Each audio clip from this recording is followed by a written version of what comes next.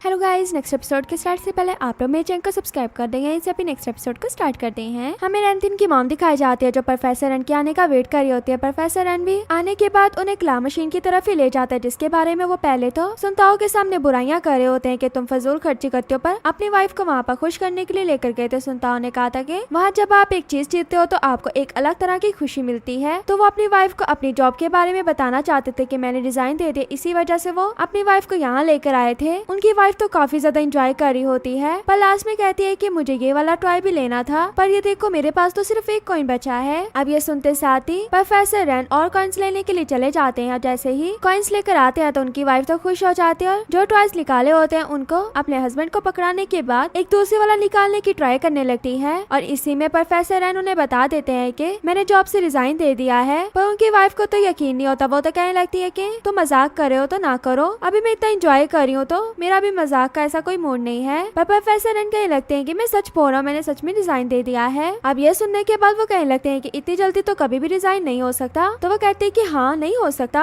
मैंने भी एक साल पहले से ही रिजाइन दिया हुआ था और आज फाइनली मुझे रिजाइन मिल गया है। अब ये सुनते उनकी वाइफ कहने लगती है कि तुम ये बात मुझे अब बता रहे हो, बल्कि बता ही क्यों रहे हो, ना बताते घर पर बैठ जाते तब मुझे बता देते। तो प्रोफेसर रैन कहने लगते हैं कि मुझे लगा था अभी इतना ही बोलते हैं। तो वो कहने लगती है कि हाँ तुम्हें लगा होगा कि मैंने मना कर देना है, मैं क्यों मना करूंगी, तुम्हारी लाइफ जो मर्जी करो। अब उनकी वाइफ को तो गुस्सा आया हुआ था, वो तो वहाँ से अपनी वाइफ के मारने से पहले ही भाग जाते हैं। अभी घर का सीन दिखाया जाता है जहाँ पर उनकी सारी बुक्स वापस आ चुकी थी यूनी से, और उनकी वाइफ ही उनकी बुक्स को संभाल रही होती है। पास में ग्रैंडमा और ग्रैंडपा खड़े होते हैं, वो अपनी मॉम से बातें कर रही होती। इतने में प्रोफेसर रन पीछे से आ जाते हैं। वो अपने हस्बैंड के बारे में बात कर रही होती है कि कभी भी उन्होंने हमारा ख्याल नहीं रखा, बल्कि बस अपने बारे में ही सोचा है। अब वो तो ये बातें कह रही होती है, पर पीछे से प्रोफेसर रन ग्रैंडपा को मना कर देते हैं कि उन्हें नहीं बताना कि मैं आया हुआ हूँ। तो छुप कर सारी बातें सुनने लगते हैं। फिर वहाँ से बातों को सुनने के बाद चले जाते हैं। इतने में पीछे से रैंथिन आ जाता है। रैंथिन कहने लगता है कि मॉम मैं आ गया, पर उसकी मॉम भी आगे से उसे डैड के बारे में बताने लगते हैं कि उन्होंने रिजाइन दे दिया है। रैंथिन कोई भी इतना रिएक्ट नहीं करता, बल्कि ओके कहकर बस बात को टालकर वहाँ से जाने लगता है। पर उसकी मॉम उसे रोकने लगती है, कहने लगती है कि बिल्कुल बाप जैसे हो, बाप को भी कोई फर्क नहीं पड़ता और तुम्हें भी कोई फर्क नहीं पड़ता। अब रैंथिन भी थोड़ी सी बात लगाकर अपनी मॉम को वहाँ से चला जाता है। इधर हमें प्रोफेसर रैन दिखाए जाते हैं जिनके पास लियो चैंग आते हैं। वो आकर प्रोफेसर रैन से बात कर रहे होते हैं। प्रोफेसर रैन उनका ट्रीटमेंट कर रहे होते हैं। कहते हैं कि तुम क्यों अब्रॉड जा रहे हो, तुम्हें पता है ना तुम्हारी कंडीशन कैसी है, तुम्हें यहीं पर रहकर प्रॉपर से इलाज करवाना होगा। तो वो कहते हैं कि मैंने अपनी लेग का ट्रीटमेंट करवाना है तो वहीं पर जाना पड़ेगा। और फिर प्रोफेसर रैन उन्हें बताने लगते हैं कि मैं सोच रहा हूँ कि मैं उन बच्चों को TCM के बारे में बताऊं जो सीखना चाहते हैं, पर मेरे पास जगह नहीं है, मैं जगह को ढूंढ रहा हूँ जो मुझे अच्छी जगह मिल जाए और कम पैसों में। अब ये बात सुनते साथ उसके फ्रेंड तो कहने लगते हैं कि मेरे पास एक जगह है, वो बिल्कुल फ्री है, तो मेरी जगह पर जाकर अपनी ये अकेडमी खोल सकते हो और मैं तुमसे उस जगह का रेंट भी ले लूंगा। अब ये सुनते साथ ही प्रोफेसर रैन तो खुश हो जाते हैं। और इधर हमें सुनताओ दिखाई जाती है जो शिंग के आते साथ ही उसे बताने लगती है कि मुझे तो बहुत अच्छी जॉब मिल गई है। तो वो पूछने लगती है कि क्या मिला है। तो वो बताती है कि अगर मैं वहाँ पर जाती हूँ तो वो मुझे बहुत अच्छे पैसे देंगे, और पता है उनका तो एक बहुत प्यारा बेटा भी है। तो वो उसके बारे में पूछने लगती है कि वो कैसा है। तो जैसे जैसे सुनताओ रैंथिन के बारे में बता रही होती है, ये सुनकर शिंग कहने लगती है कि उसे मुझसे लाकर मिलवाना। तो वो कहती है कि हाँ मैं उसे अपना बॉयफ्रेंड बनाकर उसे तुमसे मिलवाऊंगी। अब ये सुनकर शिंग कहने लगती कि मुझे तो लगा था तुम मेरे बारे में सोची होगी, पर तुम तो अपना ही बॉयफ्रेंड बनाने को फिर रही हो। तो सुनताओ कहने लगती कि नहीं, तुम्हारी चीज मेरी चीज और मेरी चीज मेरी चीज, अब हम में इतना क्या डिफरेंस है। और इधर प्रोफेसर रैन भी अपनी वाइफ को मनाने के लिए पहुंच गए थे, उनसे आकर बात वगैरह कर रहे होते हैं। इन्हीं बातों में प्रोफेसर रैन की वाइफ तो मान जाती है और वो ये भी बताती है कि मुझे फ्री में जगह मिल चुकी है। तो वो कहने लगती है कि ये काम तो थोड़ा मुश्किल नहीं है, जिस पर प्रोफेसर रैन कहने लगते हैं कि तुम हो ना मेरे साथ, कोई काम मेरे लिए मुश्किल नहीं। तो प्रोफेसर रैन की वाइफ स्माइल करने लगती हैं। और फिर सब बैठकर जब साथ में खाना खा रहे होते हैं तो ग्रैंडमा भी उसे कहती हैं कि हमारे पास जो सेविंग्स है हम तुम पर लगा देंगे। और प्रोफेसर रैन की वाइफ को ये भी पता लगता है कि काफी एक्सपर्ट लोग वहाँ पर पढ़ाने के लिए आ रहे हैं। ये सुनते साथ ही वो तो कहने लगते हैं कि रैंथिन को भी वहाँ पर क्लासेस लेनी चाहिए, पर प्रोफेसर रैन मना करने लगते हैं, कहने लगते हैं कि नहीं मैंने उसे वहाँ पर नहीं रखना क्योंकि उसका दिल बिल्कुल भी इस तरफ नहीं है। तो प्रोफेसर रैन की वाइफ अपने डैड से कहने लगते हैं कि वो आपकी बात मानता है ना, तो आपको उसे मनाना चाहिए। अब रैंथिन जो बाहर से आते हुए सिर्फ मनाने वाली बात सुनता है, तो वाकई पूछने लगता है कि किसको मनाने की बातें हो रही हैं। तो उसकी मॉम तो बिल्कुल बात को बदल देती है और कहने लगती है कि तुम्हारे डैड की बात हो रही थी, क्योंकि वो नहीं तुम्हें अपनी न्यू क्लासेस में रखना चाहते जो वो TCM की देने जा रहे हैं। अब ये सुनते ही वो कहने लगता है कि ऐसा क्यों कर रहे हैं, और वैसे भी आज मेरी इंटर्नशिप का लास्ट डे था, पर लास्ट डे में जो मुझे ग्रैंडमा मिली थी उन्होंने मेरा हाथ पकड़ लिया या मेरे हाथ की हीट ली। मुझे ये देखकर बहुत बुरा लगा कि हम सिर्फ उनका इलाज कर रहे होते, उनके लिए टाइम नहीं निकाल रहे होते। पर मैं अब कुछ बनकर जाना चाहता हूँ, तो इसलिए मैंने सोच लिया है कि मैं भी वो क्लासेस लूंगा। पर उसके डैड और बाकी सब चुप करके बैठे होते हैं, तो वो पूछने लगता है कि क्या सुनताओ भी वो क्लासेस ले रही है। तो वो कहने लगते हैं कि हाँ। जिस पर वो कहता है कि अगर वो एक डिलीवरी गर्ल ले सकती है तो मैं क्यों नहीं ले सकता। इस पर ग्रैंडपा कहने लगते हैं कि हाँ हाँ बिल्कुल ठीक कह रहा है, इसे भी वो क्लासेस लेनी चाहिए। अब कुछ टाइम गुजरने के बाद रैंतन को रियलाइज होता है कि मैं तो इनकी बातों में आ गया हूँ, क्या मतलब इन लोगों ने फिर से मुझे अपनी एक ट्रिक में ले लिया है। तो वो पूछता भी है कि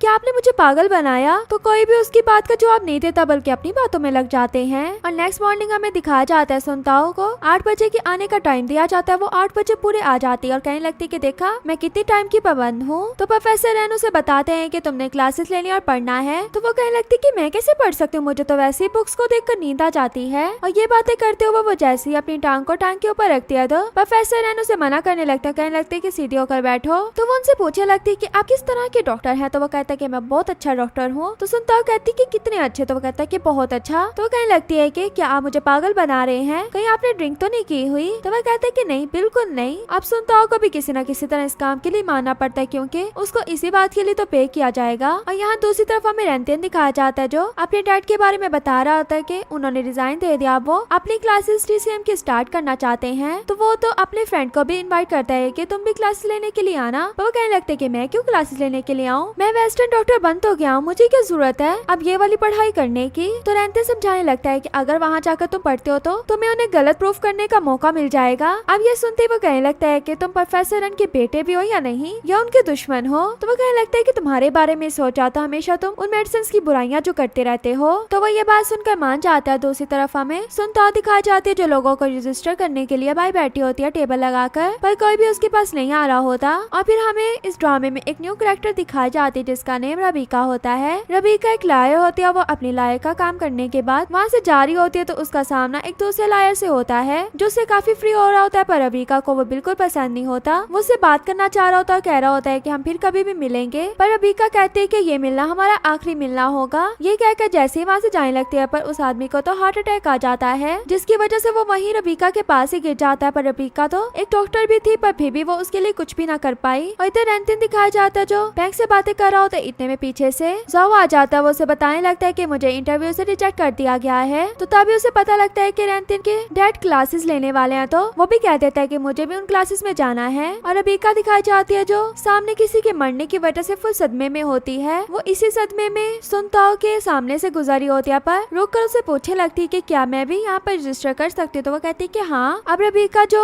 उस आदमी के मरने के बारे में सोचकर रजिस्टर करने के लिए तैयार हो जाती है, पर सुनताओ तो उससे ये पूछी होती है कि तुम क्या वाकई तैयार हो यहाँ पर रजिस्टर करवाने के लिए अपने आप को। तो वो कहने लगती है कि हाँ, क्योंकि सुनताओ को तो ये हो रहा होता है कि मैं तो चाहती नहीं, तो ये लड़की कैसे आ रही है। और हमें जाओ दिखाया जाता है जो अपनी मॉम को कॉल करता है। उसकी मॉम उससे बात तो कर रही होती है, पर जैसे उसके डैड से बात करवाने लगती है तो वो कहने लगती है कि तुम्हारी जॉब लग गई है ना, तो तुम हमें पैसे देना मत भूलना, क्योंकि यहाँ पर तुम्हारा एक छोटा भाई भी है जिसे हम पढ़ा रहे हैं। अब ये सुनकर तो वो बिल्कुल चुप हो जाता है। फिर बताने लगता है कि यहाँ पर हमारे प्रोफेसर एक एक्स्ट्रा क्लास दे रहे हैं, तो मैं वो क्लासेस लेने का भी सोच रहा हूँ। तो उसके डैड कहने लगते हैं कि तुम तो ग्रेजुएट नहीं हो गए और तुम्हें क्या जॉब नहीं मिली जो तुम वो वाली क्लासेस लोगे। तो जाओ बात को बदलते हुए कहने लगता है कि जॉब तो मुझे मिल गई है, पर उसी प्रोफेसर की वजह से। अब ये सुनते साथ ही उसकी मॉम तो जल्दी से मान जाती कि हाँ हाँ ठीक है, तुम वो क्लासेस लेना चाहते हो तो ले लो। और यहीं पर हमारा ये पार्ट भी एंड हो जाता है। वीडियो अच्छी लगे तो वीडियो को लाइक करना।